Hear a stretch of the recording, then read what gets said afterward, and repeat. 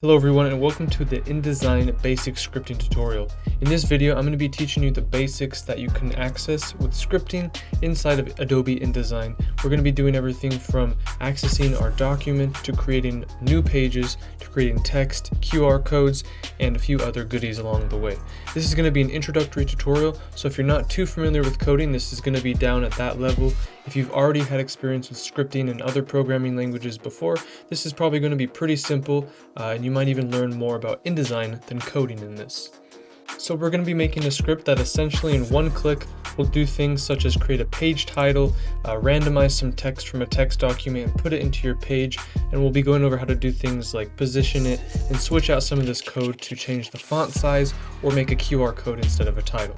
Before we get started, I do want to remind you down below, hit subscribe and the bell icon to be notified of new videos coming out twice weekly on the channel on Mondays and Thursdays. And down in the description, you can check out the code for this in the GitHub link. Be sure to follow us there for code updates. And down in the description as well, follow us on Instagram for other updates. If you want to get more help outside of these videos, you can join our Discord server and get help with scripting, extensions, plugins, expressions, and much more. And if you want to help support the YouTube channel, you can become a member, supporter, premium supporter, or VIP. Link in the description.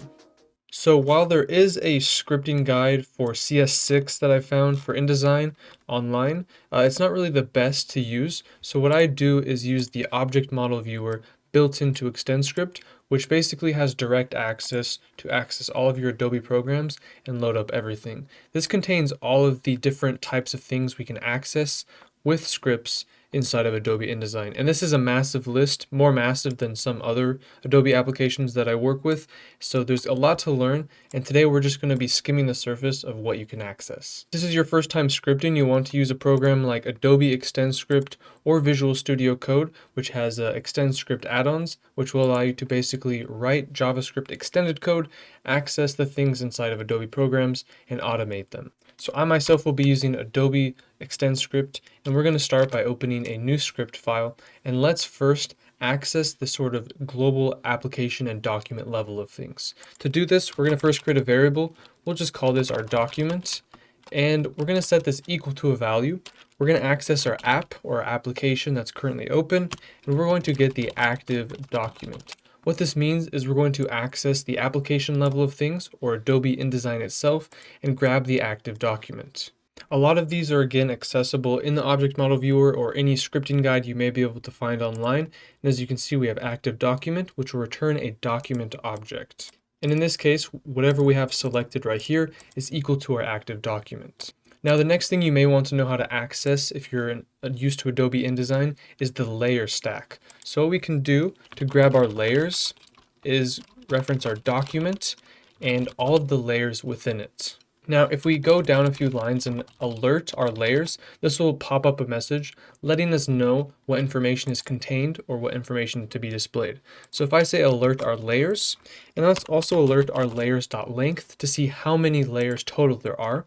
If I run this, we're going to get an object layers, and it looks like there's a total of 2, which if we look at our layer stack, we do indeed have 2 layers. So this is how we can access all of the layers, which just keeps going deeper and deeper down the rabbit hole. So if we wanted to access, say, layer 2 here, we would grab our layers, and we need to grab the index of this array of layers. And how you do that is with brackets. And starting at the index 0 is the first item, and you increment up by 1. So if we want to grab layer 2, we actually need to grab the index 1. So if I grab layers 1, we get an object layer. Let's go ahead and get the name of it. So we'll say layers1.name, and now you can see we have layers 1. And it actually seems to be stacked in a certain way. So if I grab layers 0, it's actually going to give us layer 2. So the order of these layers is actually from top to bottom in this display here, not based on how they were created or numbered. Now let's take a look at how we can create a new document. I'm going to create a new variable called new document, and I'll set this equal to our app.documents. And this is just similar to how we access the layers. We grabbed document.layers to grab all the layers. To grab all the documents inside of InDesign, we grab our application.documents. And what we're going to do is a method called add. This is simply going to add a new document. So if we run this, you can see each time I run it, it's going to open up a new document. So then, of course, we have options for our document. We can do things like change the name, and we'll just call our document test name. And now if we create a new document, it will now be called test name.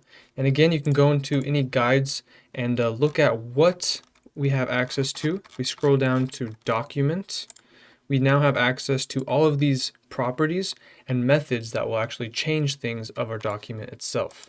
Two things we are going to often access in Adobe InDesign scripting are the layers as well as our pages. So we may have multiple pages in our book. And the way we access these is very simple. We already have this defined up here, so we can just bring it down so we know what that is. And to get the pages, we'll just say document.pages. So in my InDesign documents, I only have one page. So if I was to say pages.length, I'm only going to get one page. One other thing I'm going to go over how to get access to are these swatches. What we're going to do is just grab app.swatches, and this is going to give us a full list of all of these swatches we have inside of InDesign. So if I load up my swatches here, we can have this as a reference. What we're going to do is loop through our swatches. If you're unfamiliar with looping through things in programming, basically we use what's called a for loop to iterate through each of the elements in an array.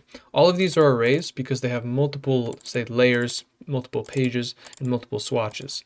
So because, as we briefly mentioned, arrays start at the index 0, we're going to create a variable that starts at 0, and we're going to go up until our swatches.length, and we're going to increment I by 1. If you're not familiar with for loops, just Google it and you'll quickly realize how easy they are. So now we're going to, each time, we're going to alert our swatches index I, but that's just going to return a swatches object. So if I look in my object model viewer, let's go down to swatches and individual swatch. What do we have access to? We have the ID, the index, the name. So let's just go ahead and just grab our swatch.name and run this. And now you can see we're going to start with none. We have registration, paper, black, and then all of these CMYK preset swatches. That's just a quick way you can run through the swatches. We'll have more tutorials on color and swatches coming up, but let's move on to actually generating some content. Now let's go ahead and add a new page or a second page to our document. We already have a variable referencing all of our pages. So all we need to do, let's create a variable called new page.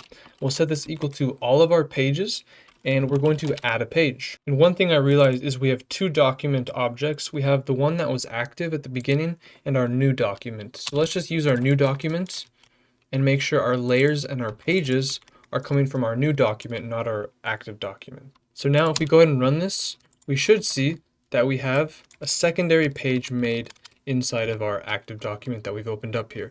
So that's how we can add a new page. Let's go ahead and look at how we can add a new layer. It's very similar. We're going to grab all of our layers from our new document, and I'm just going to say new layer.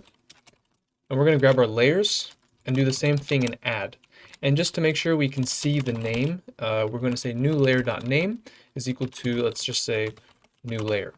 So if I run this, we need to make this equals. You can see now we've created not only a second page, but we have a second layer with our custom name. Next, let's take a look at how we can create some text, which is one of the main things you do in InDesign. And we can basically use a script to automatically create and generate position, scale, and colorize all of our text. So inside of our page object, we have quite a bit of things that we can access. So inside of our page object is where we're going to want to be looking. We want to generate some new text elements on our page. And we have access to all sorts of elements like graphics on our page, buttons, checkboxes, other things on our page. And down at the bottom in our properties, we have access to text boxes and text frames. Let's go ahead and create a new text frame, which sort of represents text in InDesign. We're going to access the text frames, and I want to add something to those text frames. So I'll just say var new text frame. This is going to be our new text that we make from scratch. Now let's go ahead and look at the text frame object built into InDesign. You see text frame, and now we have all of the access to the properties inside of the text frame and the different methods that will change things up of our text frame. What we want to be looking for is to be able to change the text inside of it. And the way we access that is with contents. So if I say new text frame dot contents is equal to my brand new text. Now let's go ahead and run this and see what we get. You can see it looks like we got nothing, but if we look inside of our layer, we have a text frame created. And if we zoom up here in the top, it looks like it's just really small, but we now have text created. So now we just need to know how to adjust this and make it visible. The way I found that you can most easily adjust the positioning is basically by using geometric bounds. If we look at textFrame.geometric bounds, we need to provide the beginning Y, beginning X, end Y, and end X size, which equates to whatever size box of the dimensions we give it. So I can grab my new text frame contents and make this an array, which again we need our Y1, X1, our Y2, and our X2. And this of course should be geometric bounds, not contents. And now let's fill this in. Instead of starting at 0, 0 and ending at basically 0, 0, let's move it forward to like 5. We're just going to guess where to start. We'll say start at 5 on the y-axis, 5 on the x-axis. Let's end at 10 and 10, which basically will give it a whole size of 5. So if I run this, you can see now it's a little bit pushed over here. It's actually kind of in a nice position with a little bit of padding, but it starts at basically whatever 5 units over is. It actually looks like 5 picas over and 5 picas down, which is just exactly what this is, and it ends at 10 and 10. So if we just adjust this a little bit, I believe in the previous example is 3, 3, and 10, 10. Or we can actually make the second X really long at 50 to make it go all the way across. So if we run this, we'll have a nice full length text here, which we can make a little bit smaller. And now it's actually displaying, and we'll just call this maybe our title text, because this is kind of in the title area. And now we have a nice title box fitting exactly at the top where you'd expect, say, like your book title to be. So let's now see how we can adjust other things, create other text, and adjust the font size.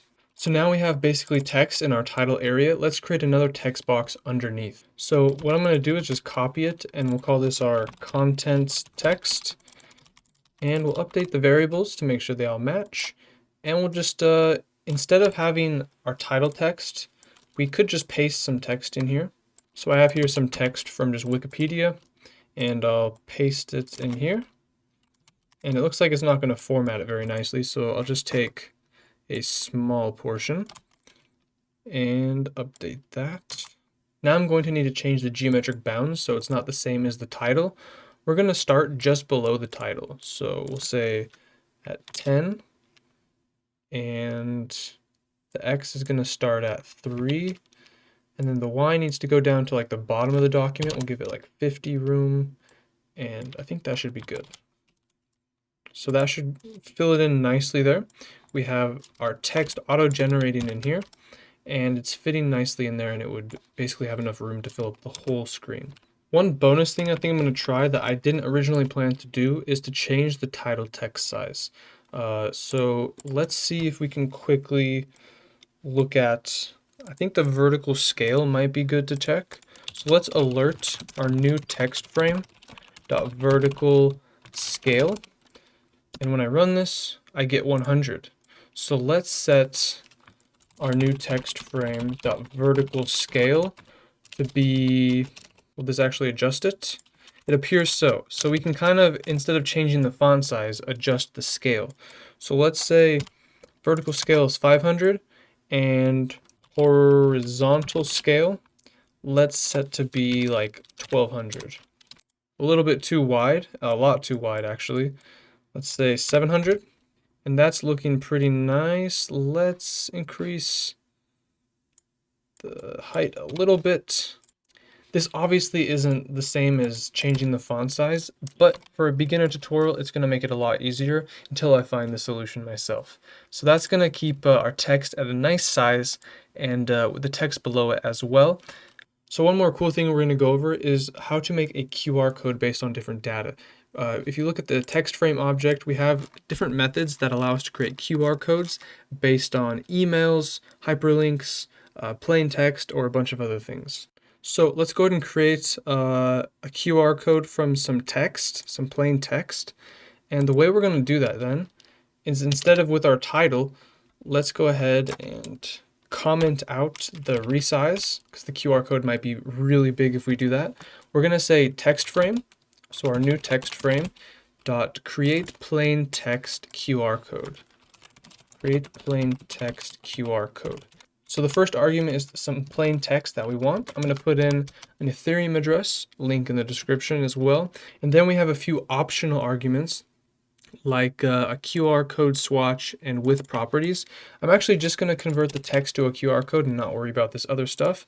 So if we run this and generate it, you can see now, instead of our title text, we are getting a QR code, which if you scan, will give you whatever information you encoded into that. So that's also a very cool thing you can do inside of this.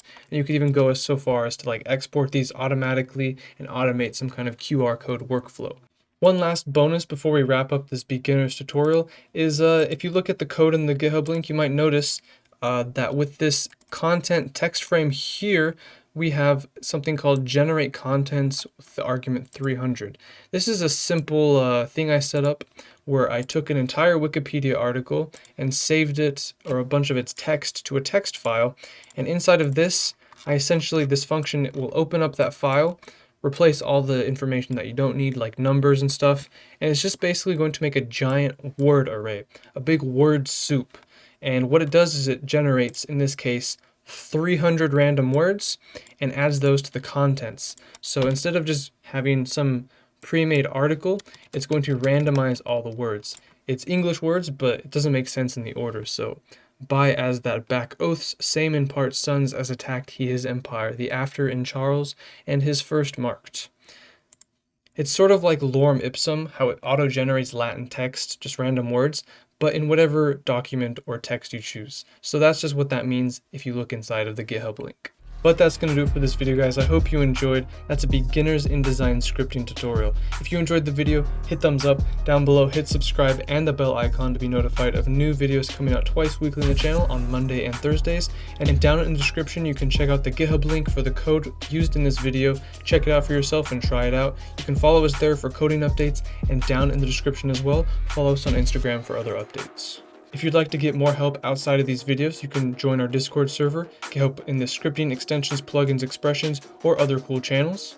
And if you'd like to help support our YouTube channel and become a member and get cool perks at the same time, you can become a member, supporter, premium supporter, or VIP, link in the description. Thanks again for watching, everyone. We'll see you next time.